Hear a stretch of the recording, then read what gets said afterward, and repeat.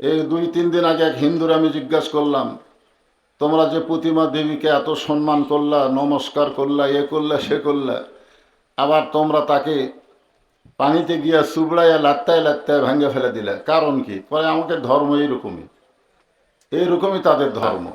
আজকে আমাদের বাংলাদেশে অনেক মুসলমান আছে যারা নবীকে শুধু নবী বিশ্বাস করে, কিন্তু নেতা হিসাবে মানতে চায় না।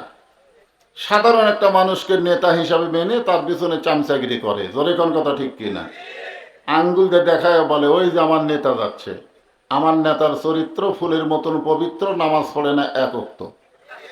এইরকম নেতা মুসলমানের হতে পারে না। মুসলমানের নেতা একজনই, যিনি হচ্ছেন আমাদের নবী। জোরে বলেন সাল্লাল্লাহু আলাইহি সাল্লাম। যেই নবী হাসরের ময়দানে জান্নাতে প্রবেশ করবে না যতক্ষণ পর্যন্ত আমরা জান্নাতে না প্রবেশ করব। যেই নবী লাইলাতুল মেরাজে আল্লাহর জান্নাতের মধ্যে প্রবেশ করে খালি জান্নাত দেখতেছেন, ফেরেশতা জিবরাইল বলতেছেন, হুজুর জান্নাত আপনারে কেমন লাগতেছে? বলে অতীব সুন্দর। জিবরাইল বলতেছে, আপনি যদি চান, আপনি যদি জান্নাত থেকে বের না হন, আল্লাহ আপনাকে জান্নাত থেকে বের করে দিবে না। কারণ জান্নাতের একটা শর্ত হলো ফাদখুলুহা খালিদিন। কেউ যদি একবার জান্নাতে প্রবেশ করে, আল্লাহ তাকে চিরস্থায়ীভাবে জান্নাত দিয়ে দেয়। ওগো আল্লাহর নবী, এই বছর আপনার জীবনে 3টা কষ্ট গেল। যেই বছর রাসূল মেরাজ করেছিলেন, রাসূলের জীবনে 3টা কষ্ট। জোরে বলেন কয়টা? 1 নম্বর কষ্ট হলো রাসূলের চাচা আবু তালেব মারা গেলেন। 2 নম্বর কষ্ট হলো দরদের বিবি খাদিজা বিদায় নিলেন। 3 নম্বর কষ্ট হলো তায়েফের ময়দানে গিয়ে কলেমার দাওয়াত দিতে তিনি রক্তাক্ত হলেন।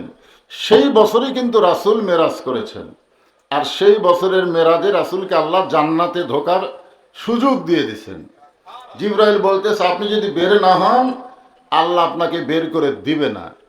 এই কথা শুনে আল্লাহ নবী খুশি না হয়ে বরং রাগ করে বললেন, জিবরাইল, যেই কথা একবার বলেছ এই কথার দ্বিতীয়বার বলো না।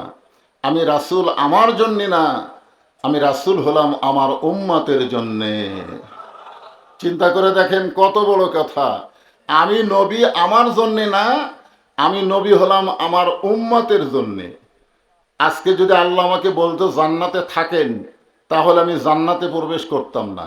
আমাকে শুধু বলেছে জান্নাত দেখেন। আমি জান্নাত দেখার জন্য প্রবেশ করেছি। আমি সেই দিন জান্নাতে থাকার জন্য প্রবেশ করব, যেদিন আল্লাহ আমার সমস্ত উম্মত উম্মাতিনীকে জান্নাত দিয়ে দিবে।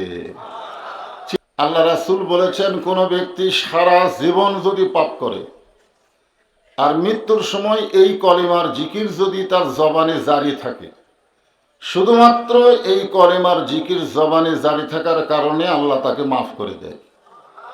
কত দামি জিকির! একটু সকলে মহব্বতে লা ইলাহা ইল্লাল্লাহ, লা ইলাহা।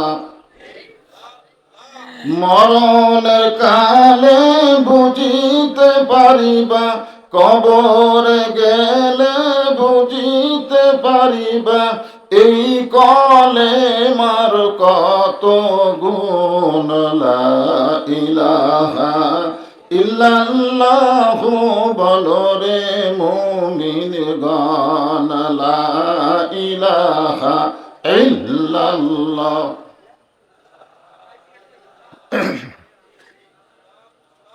যার দিলে আছে আমার আল্লাহর ভয়। কার ভয়? যার মনে আছে আল্লাহর ভয়, যার দিলে আছে আল্লাহর ভয়। আল্লাহ আল্লাহ সব সময়, আহার নিদেরা ভালো লাগে না, এই দুনিয়া ভালো লাগে না। ভালো লাগে শুধু আল্লাহ, লা ইলাহা ইল্লাল্লাহ, ইল্লাল্লাহু ইল্লাল্লাহ, ইল্লাল্লাহু ইল্লাল্লাহ, লা ইলাহা ইল্লাল্লাহ, লা ইলাহা, লা ইলাহা ইল্লাল্লাহু মুহাম্মাদুর রাসূলুল্লাহ।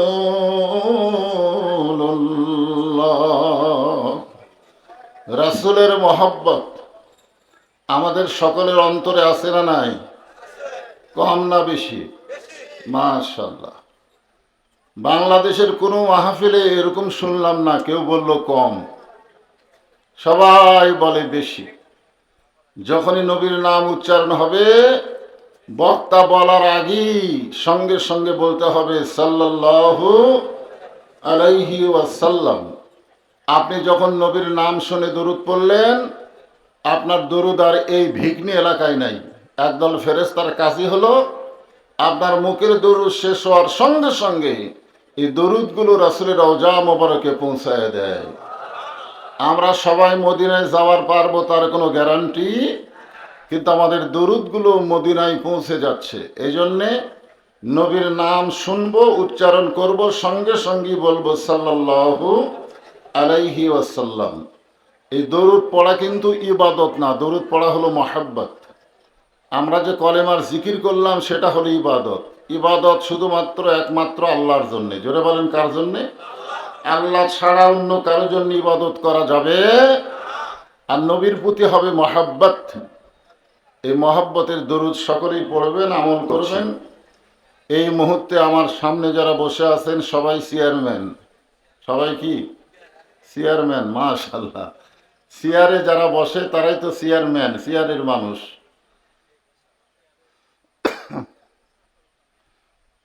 আপনারা যারা আমার সামনে বসে আছেন সকলকেই অন্তরের অন্তঃস্থল থেকে আমি শুভেচ্ছা জ্ঞাপন করছি।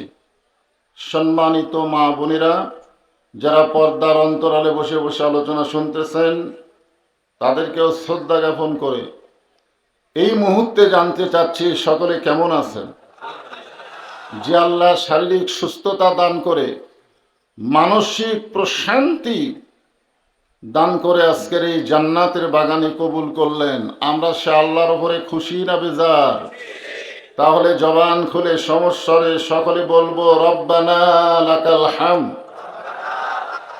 হামদান কাসীরান তাইয়িবান মুবারাকান ফীহি।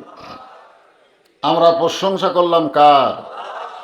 এমন একজন আল্লাহর, যে আল্লাহ দয়া করে রহম করে আমাদেরকে মুসলমানের ঘরে মুসলমান হিসাবে কবুল করেছেন। আল্লাহ ইচ্ছা করলে আমাদেরকে হিন্দুর ঘরেও পাঠাবার পারতেন। আল্লাহ ইচ্ছা করলে আমাদের হিন্দুর ঘরে, বৌদ্ধর ঘরে, খ্রিস্টানদের ঘরে পাঠাবার পারতেন। কি কোন পারতেন কি পারতেন না? আল্লাহ সেই সকল ঘরে না পাঠাইয়া সরাসরি দুনিয়ার জীবনে মুসলমানের ঘরে আল্লাহ আমাদের কবুল করেছেন। এ কারণে খুশি না বেজার? তাহলে জবান খুলে আরেকবার বলি আলহামদুলিল্লাহ। আমাদের ভাগ্য এত ভালো যে আমরা একজন নবী পেয়েছি। তিনি শুধু নবী না, তিনি হলেন আমাদের নেতা। যেরকম আমরা সকলে দরুদের মধ্যে বললাম আল্লাহুম্মা সাল্লি আলা সাইয়্যিদিনা মুহাম্মদ, আমরা তার উপর দরুদ শরীফ পেশ করছি, যিনি হচ্ছেন আমাদের নেতা। শুধু নবী না, তিনি কিন্তু আমাদের কি নেতা।